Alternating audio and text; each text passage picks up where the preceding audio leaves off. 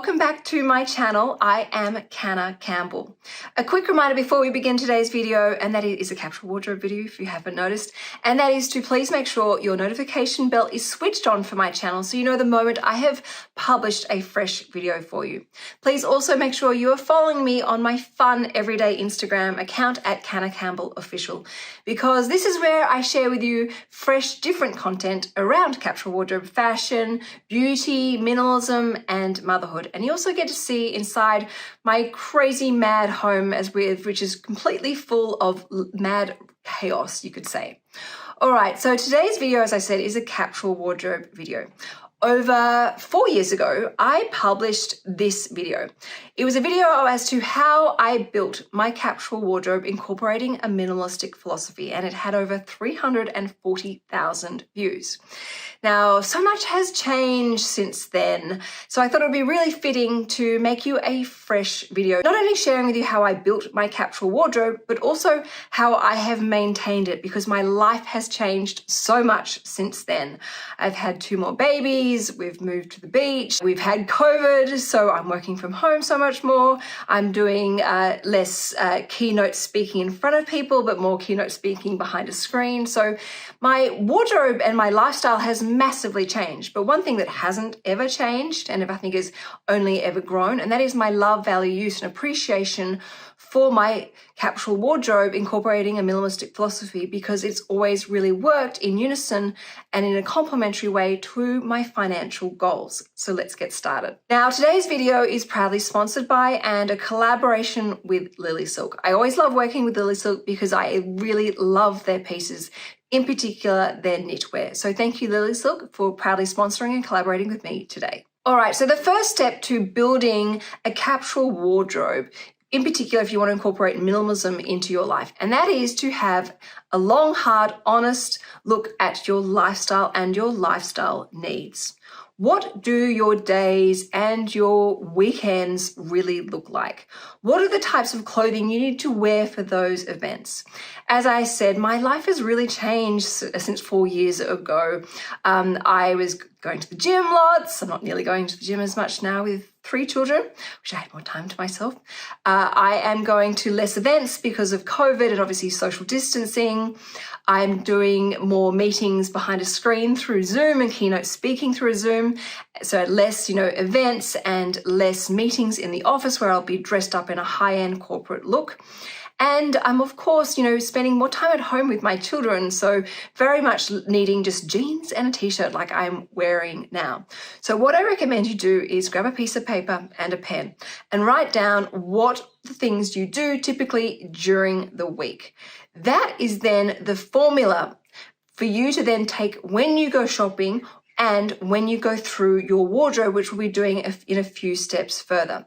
But this will make sure that when you do invest in your wardrobe, or you're looking at getting rid of a few things, what stays in your wardrobe will actually be worn. You'll be getting your dollars per wear, and it will actually work for you and your needs right now. So really be honest with yourself as to what your lifestyle looks like, not your fantasy lifestyle.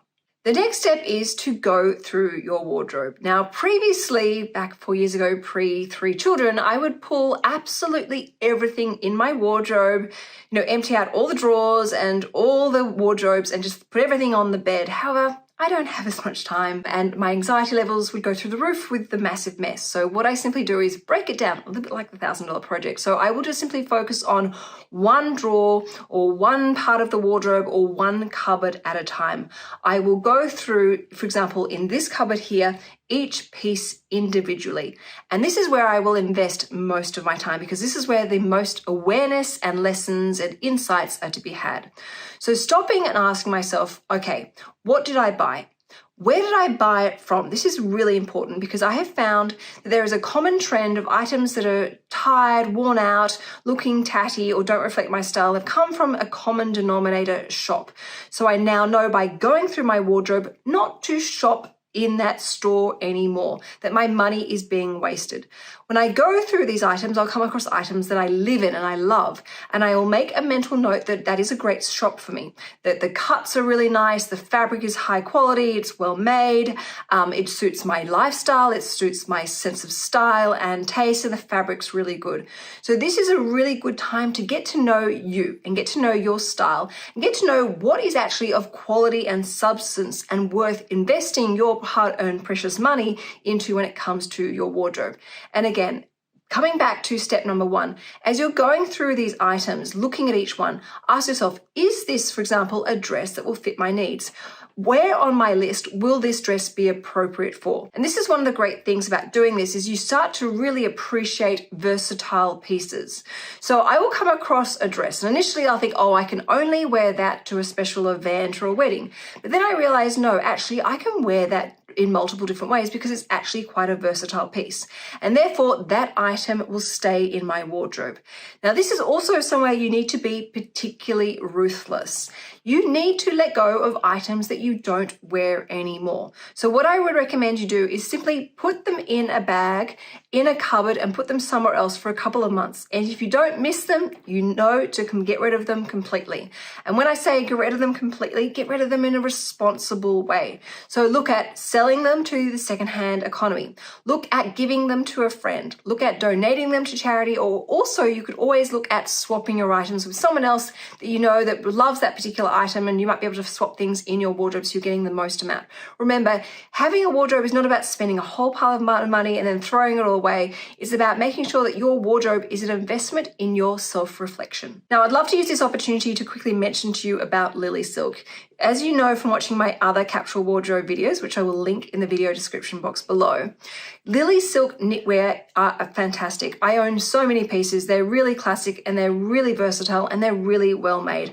I use them to dress up and dress down so many different pieces in my wardrobe, and it means that I don't need to own a huge wide wardrobe to create a variety of different links. And I'll show you a couple of pieces that I recently purchased that are really working within my existing wardrobe, which are incredibly versatile for my current lifestyle needs. So the third step is to work out your anchor pieces.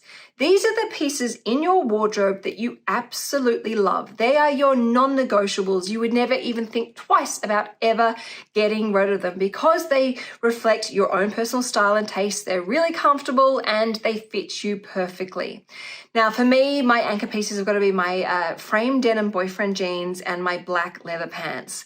But once you've identified your anchor pieces, you can then go and shop around those or keep what's in your wardrobe that matches these. So for example, say I take my black leather pants, which are a key staple in my wardrobe and definitely an anchor piece. I can take a whole wide range of different tops and team them with these black leather pants to create a whole range of different looks and styles. So for example, I can take a very simple black lace camisole, pop it on, tuck it in with my black leather pants, and I've got a really classic chic evening look. I can also take those same black leather pants and wear a beautiful white sleeveless shirt with a pearl detail. I can then add additional accessories if I want to make it look even more high end. And of course, I can just grab a simple basic shirt and throw it on, hanging out over the top of my black leather pants if I want a more running around, chasing the kids look with some ballet flats or even some sneakers. So once you've identified your key anchor pieces, you should then shop or style your wardrobe with the things that are in your wardrobe, not necessarily heading straight to the shops, but that is the key foundation of your wardrobe, and it will mean that you find yourself needing a lot less.